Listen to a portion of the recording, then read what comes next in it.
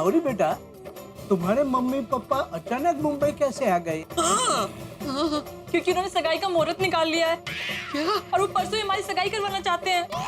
परसों? बाप रे, शिट जी। अरे लेकिन सुबह मेरी बात हुई तो उन्होंने बोला कि मुंबई नहीं आ रहे। वो तो बागेश्वर जी को सरप्राइज देना चाहते थे, इसीलिए झूठ बोला। हे भगवान। क्या तुम लोगों की क्या खानदानी विशेषता है? क्या? ये गलती से मिस्टेक करते रहने की? ये तुम्हारे मम्मी पापा सगाई करवाने के लिए मुंबई आ गए हैं तो जाहिर सी बात है बाघा को मिलने के लिए दुकान में आएंगे ही। मतलब मुझे फिर से नौकर बनना पड़ेगा। नहीं भाई नहीं, मैं नहीं बन सकता। मैं काम करता हूँ, मैं यहाँ से कहीं चला जाता हूँ। नहीं, आप डरिए मत। मम्मी पापा दुकान पर नहीं आएंगे। मैंने उन्हें कह दिया है कि बागेश्वर जी बहुत बिजी रहते हैं। अरे दुकान में नहीं आएंगे तो घर पे आएंगे। किसको फोन कर रहे हैं? दया को। उसको बताना पड़ेगा ना कि कानपुर के आतंकवादी मुंबई में घुस चुके हैं। चौकन्ने हो जाओ।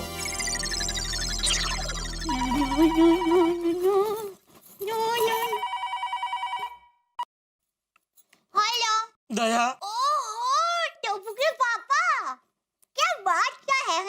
जब मैं आपका फोन करती हूँ तब आप कहते हैं कि मुझे बहुत काम है, और जब मैं फोन नहीं करती तब आप मुझे सामने से फोन करते हैं। क्या है? मेरी आवाज सुने बगैर आपसे रहा नहीं जाता है। दया, थोड़ी देर के लिए भूल जा कि भगवान ने तुझे जबान दी है। सिर्फ इतना याद रख कि तेरे पास सुनने के लिए सिर्फ 2 कान है, तो चुपचाप मेरी बात सुन प्लीज। Hello hello. हाँ टोपू के पापा, आपने मुझे चुपचाप सुनने के लिए कहा है तो मैं चुपचाप सुन रही हूँ। मैं कुछ नहीं बोलूंगी। बोलिए। दया, बावरी के मम्मी पापा बावरी और बागा की सगाई करवाने के लिए मुंबई आ चुके हैं। क्या? बाबूजी जी! क्या हुआ बहू? बाबूजी, टोपू के पापा का फोन है। बावरी बहन की सगाई करने के लिए उनके मम्मी पापा यहाँ मुंबई में आ गए हैं। अरे भगवान, अब क्या होगा? जेठिया। हाँ बापूजी। अरे ये लोग ऐसे कैसे मुंबई आ गए? सुबह तो मना किया था। हाँ बापूजी, उन्होंने झूठ बोला था सरप्राइज देने के लिए। देख जेठिया, तू कुछ भी कर, लेकिन वो लोग हमारे घर नहीं आने चाहिए। मुझसे ये नाटक नहीं होगा। हाँ बापूजी, मुझसे भी। आप चिंता मत कीजिए, मैं पूरी कोशिश करूंगा कि वो लोग ना आए। अरे कोशिश नहीं जेठिया, वो लोग नहीं ही आने चाहिए। बिल्कुल बिल्कुल बापूजी, नहीं आएंगे, आप चिंता मत कीजिए। ओके। हाँ। देख बावरी, कुछ भी हो जाए, तेरे मम्मी पापा यहाँ दुकान में या मेरे घर पे नहीं आने चाहिए। मतलब नहीं आने चाहिए, बस। भाई आखिर हम क्यों ना जाएं बिना बताए हुए बागेश्वर जी के घर पे या दुकान पे? आखिर वो हमारा होने वाला दामाद है, उसके साथ सगाई होने वाली है। अरे लेकिन बावरी ने कहा है ना कि बागेश्वर जी को बिना बताए हम उनके घर नहीं जा सकते हैं। उसे बुरा लग जाएगा। पर अपने घर में बता के जाए या ना बता के जाए, क्या फर्क पड़ता है? हमें फर्क नहीं पड़ता, लेकिन बावरी को तो फर्क पड़ता है ना। अब आप ना इतनी जिद मत करो। हाँ मान जाइए ना जीजा जी। हाँ जीजा जी, प्लीज मान जाइए। जीजा जी, आप छोड़िए ना। ठीक है, नहीं जाते बिना बताए हुए। पर हाँ, उसके पहले हमें किराए के मकान का इंतजाम करना होगा। सुनिए, आप अपने दोस्त कमलेश भाई से क्यों नहीं बात करते? Hello hello Kamlesh. अरे महेश भाई, नमस्कार। कहिए, कैसे याद किया? मेरे जीजा जी को एक मकान चाहिए रेंट पे, पूरे 1 महीने के लिए। तो जरा उनसे बात कर ले प्लीज। हाँ, बात कराइए। हेलो जी। देखो भैया, हम हैं कानपुर के जमींदार। हम यहाँ पर अपनी बेटी की सगाई करने आए हैं। हमें 1 महीने के लिए किराए पे मकान चाहिए, वो भी फर्नीचर के साथ। हाँ, मिल जाएगा मालिक, बिल्कुल मिल जाएगा। मैं आपको ऐसा घर दिलाऊंगा कि आप अपना घर भी भूल जाएंगे। अरे वाह भाई वाह। अच्छा ये बताइए, किस एरिया में आपको मकान चाहिए? अरे वो पाउडर गली के पास है ना गोकुल धाम सोसाइटी, हाँ, उसके आसपास हो जाए तो अच्छा रहेगा, क्योंकि वहाँ पर हमारे होने वाले दामाद जी रहते हैं। अरे बगल में छोरा और पाउडर गली में झंडोरा है? क्या सर जी, अरे मैं आसपास क्यों, मैं आपको गोकुल धाम सोसाइटी में फ्लैट दिला दूंगा। गोकुल धाम सोसाइटी में ही है? ये तो बहुत अच्छी बात है। दरअसल बात ये है सर जी कि गोकुल धाम सोसाइटी के सेक्रेटरी मेरे अच्छे दोस्त हैं, और आप अपने दामाद जी के साथ भी रहिएगा, वो भी खुश और आप भी खुश। अरे वाह, ये बहुत अच्छा हुआ। अच्छा सर जी, आप एक काम कीजिए कि आप गोकुल धाम सोसाइटी में आ जाइए। मैं आपको ऐसा घर दिलाऊंगा कि आप अपना घर भी भूल जाएंगे। हाँ। अरे वाह, तो अभी आता हूँ। नमस्कार। चलो गोकुल धाम सोसाइटी चलते हैं। लेकिन बागेश्वर जी के वहाँ बिना बताए नहीं जाएंगे। हाँ अरे भगवान, उनके घर में कौन जा रहा है? फिर हम गोकुलधाम सोसाइटी जाएंगे चुपचाप, वहाँ मकान देखेंगे, सब तय करेंगे, उसके बाद में हम लोग सरप्राइज देंगे दामाद जी को। हाँ ये बढ़िया रहेगा। चलिए चल चलो, चलो, चलो, चलो।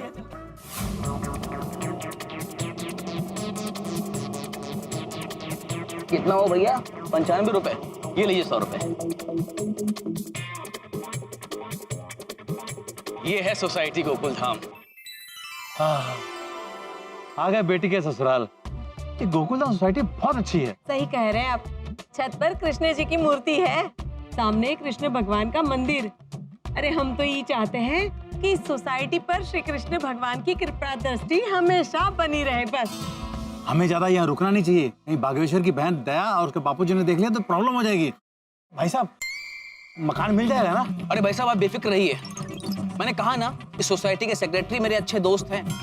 उनके पास हमेशा 1-2 फ्लैट रहता है। वो आपको इतना बढ़िया फ्लैट दिलाएंगे कि आप अपना मकान भी भूल जाएंगे। अच्छा आइए आइए। चलो चलो चलो। माधवी, चहा आण ना, किती वेळ? घ्या घ्या घ्या. हा हा हा हा. माधवी, क्या खुशबू है, अप्रतिम. वाह, क्या चाय बनाई है तुमने. तुम्हारे जैसी चाय दुनिया में कोई बना ही नहीं सकता. सच कहूं, मैं तुम्हारे चाय का दीवाना हूं. इश, मैं तुम्हारे ये इश बोलने का भी दीवाना हूं. चला काहीतरीच काय. मैं तुम्हारे काहीतरीच काय बोलने का भी दीवाना हूं. मैं तुम्हारे ये ऐसे स्माइल का दीवाना हूं. एक खांसी का दीवाना हूं. अरे बोला ना, खांसी का दीवाना हूं. आइए ना आइए. अरे कमलेश भाई. अरे बाबू नमस्कार. इनसे मिलिए. ये है श्री आत्माराम तुकाराम भिड़े, इस सोसाइटी के सेक्रेटरी साहब. नमस्ते. हाँ भिड़े भाई, इनसे मिलिए. ये है श्री भोंदूलाल कानपुरिया. नमस्ते. और ये है इनकी धर्मपत्नी श्रीमती हसुमती कानपुरिया. नमस्ते. नमस्ते. आइए ना आप, आइए आइए आइए आइए हाँ हाँ बैठी बैठी. आइए कमलेश भाई. जी जी जी जी भिड़े भाई. हाँ, अभी बैठिए ना. हाँ हाँ. भिड़े भाई, इन्हें अपने गोकुलधाम सोसाइटी में किराए पर मकान चाहिए था. हाँ हाँ बिल्कुल बिल्कुल. आप लोग बैठिए, मैं चाय लेकर आती हूँ. नहीं नहीं, हम लोग चाय पीने नहीं आए हैं. वैसे हमारे खुद के चाय के बागान हैं. हम कानपुर के जमींदार हैं. बस हमें किराए का मकान दिखा दीजिए. हाँ हाँ बिल्कुल मिल जाएगा, लेकिन उसके लिए आपको अपना पहले परिचय देना पड़ेगा. मतलब आईडी प्रूफ वगैरह. हम ऐसे ही किसी अजनबी को घर नहीं दे सकते ना. क्या बात कर रहे हैं? हम कानपुर के जमींदार हैं. हम चाहे तो ये घर खरीद भी सकते हैं. कमलेश भाई. भिड़े भाई, मैं समझाता हूँ. देखिए सर जी, अगर आप मुंबई में मकान खरीदते हैं या भाड़े पर लेते हैं ना, तो यहाँ की सोसाइटी के नियम कानून के हिसाब से आपको एग्रीमेंट मतलब करारनामा बनाना पड़ता है, जो कि बहुत जरूरी होता है. और वैसे भी हमारे भिड़े साहब है ना, नियम के बहुत पक्के हैं. हाँ. अरे हम कानपुर के जमींदार हैं. परत तेज. अरे आप ही ना जमींदारी छोड़िए और इनको हमारा परिचय दीजिए. का है ना, हम बावरी के मम्मी पापा हैं. बावरी मतलब बागा भाई के, मतलब बागेश्वर जी की बावरी. जी हाँ, हम उनके होने वाले ससुर सास ससुर हैं. अय्या, काय सांगताय काय. अहो बघितलं का. और बावरी हमारी इकलौती बेटी है. और का है ना कि बावरी और बागेश्वर जी एक दूसरे को बहुत पसंद करते हैं. हो. अरे तो पहले कहना चाहिए था ना, आप तो जान पहचान वाले निकले. तो अब तो मकान मिलेगा ना? हाँ हाँ बिल्कुल मिलेगा. एक बात पूछ सकता हूँ? बोलिए. आपको हमारे सोसाइटी में घर क्यों चाहिए किराए पे? दरअसल बात है ना कि हम बागेश्वर जी और बावरी की सगाई कराना चाहते हैं. अरे वाह, ये तो बहुत बढ़िया बात है. वैसे कब है मुहूर्त? मुहूर्त परसों का है. उसी दिन दोनों की सगाई करवा देंगे. वाह. और फिर यहीं रहकर बेटी और दामाद के साथ मिलकर मुंबई दर्शन कर लेंगे. तो क्या आप हमारी इसमें मदद करेंगे? हाँ, मैं आपको पूरे मुंबई दर्शन का परफेक्ट प्लान बना कर दूंगा. मतलब gateway of India, Taj hotel, Siddhivinayak. अहो अमिताभ जी का बंगला भी. हाँ, अमित जी का बंगला. मतलब कहाँ उतरना है, कौन सी बस से जाना है, ये सब परफेक्ट मैं प्लान बना कर दूंगा. नहीं नहीं, मुंबई दर्शन के लिए हमें आपकी मदद की जरूरत नहीं है.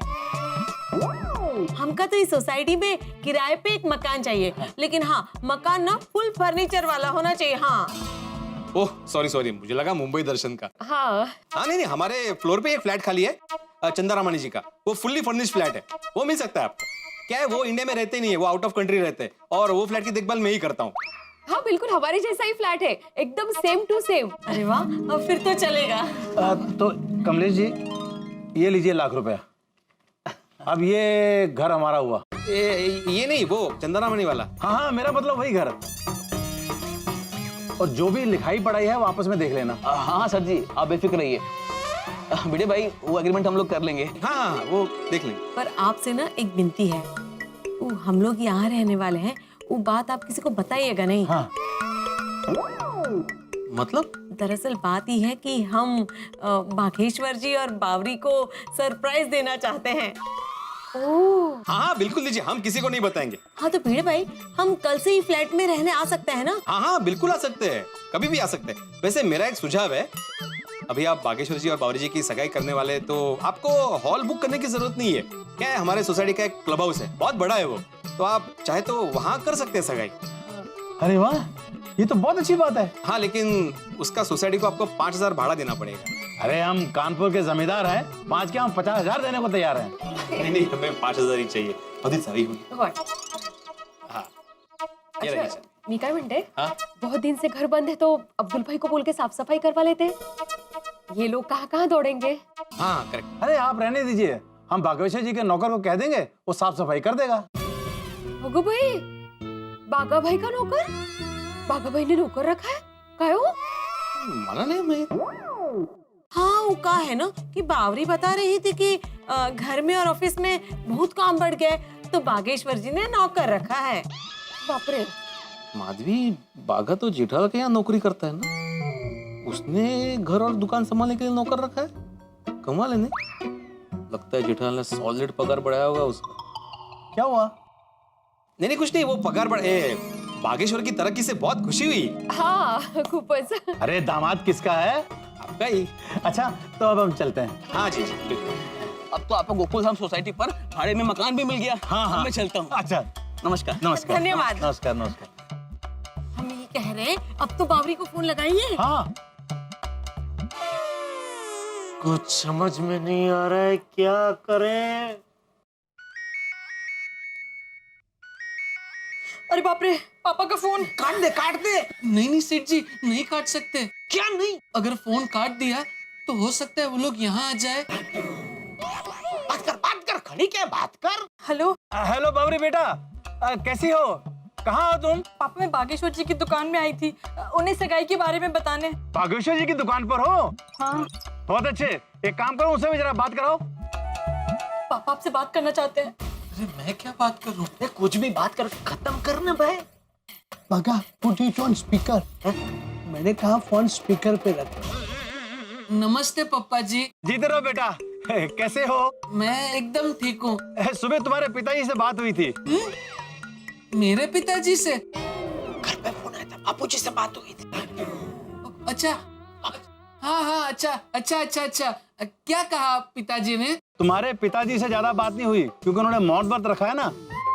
तुम्हारे आलसी नौकर से बात हुई। तुम सारा दिन दुकान में खपते रहते हो और वो आराम से घर में बैठा रहता है। उसकी पगार जरूर काट लेना। ठीक है। हाँ और कुछ? बेटा, और तो तुमसे मिलना था। अच्छा, नहीं, मैं नहीं मिल सकता। क्यों? क्या है पापा जी, दुकान में मैं बहुत काम में रहता हूँ ना। अच्छा। इसलिए आपको टाइम नहीं दे पाऊंगा। घर पे भी नहीं। और दूसरा क्या है, घर पे मैं आपको मिलने बुला सकता था, लेकिन आजकल मैं बहुत बिजी चल रहा हूँ, तो घर पे आने का कोई टाइम फिक्स नहीं होता। वो तो सब ठीक है बेटा, वक्त निकालकर सगाई की तैयारी कर लेना। पावनी ने बताया ना, परसों सगाई है, तैयारी हो जाएगी ना? हाँ, हो जाएगी। हाँ, ठीक है। अरे हमको भी तो बात करने दीजिए। हाँ बागेश्वर बेटा, तुम्हारे लिए एक और खुशखबरी है। अच्छा, हमने ना किराए पर मकान ले लिया है। कहाँ?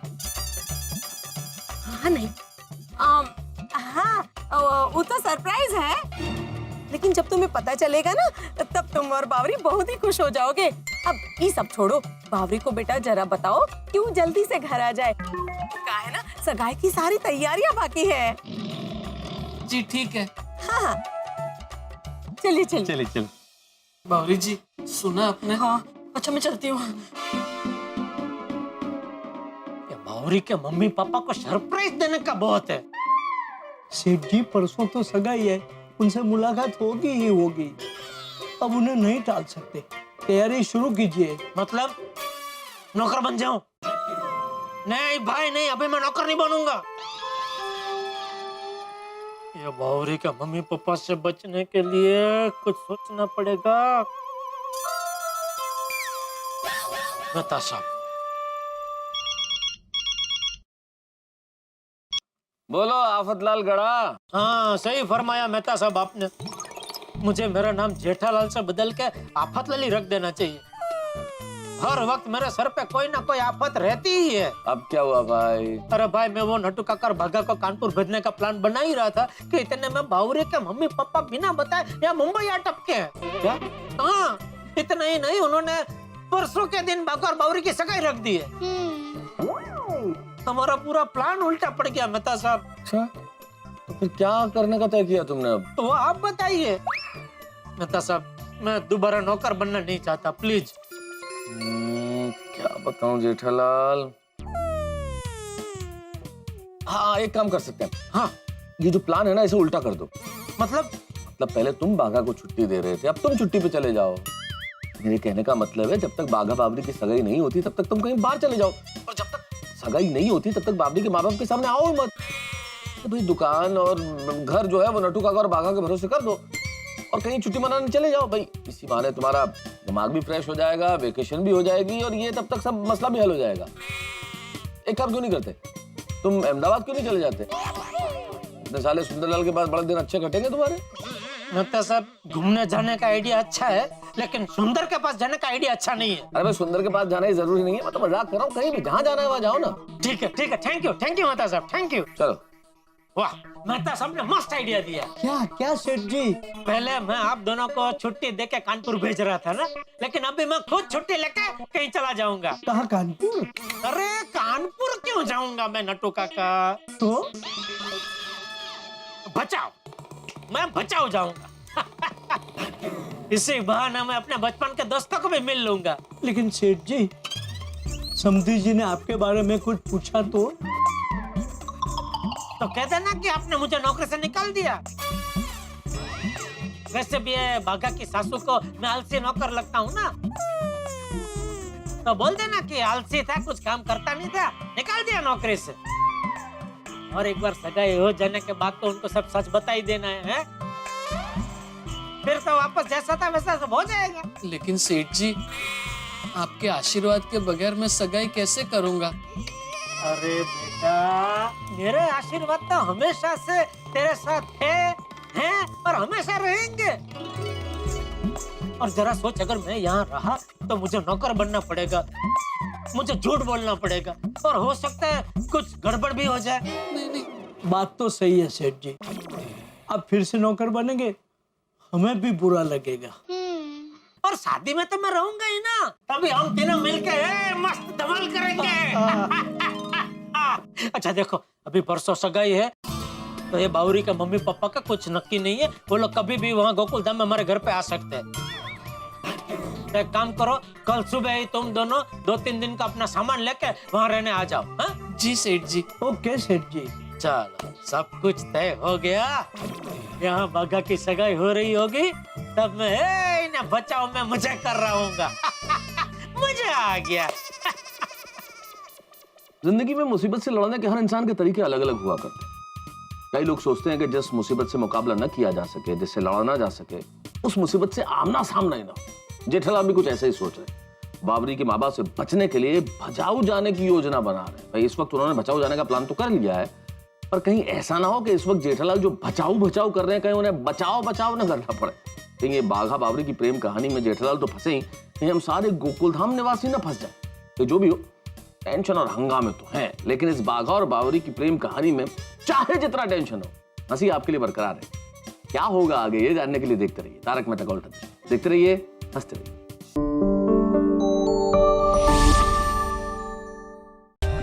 For more updates, subscribe to our channel, click the show links and enjoy watching the videos.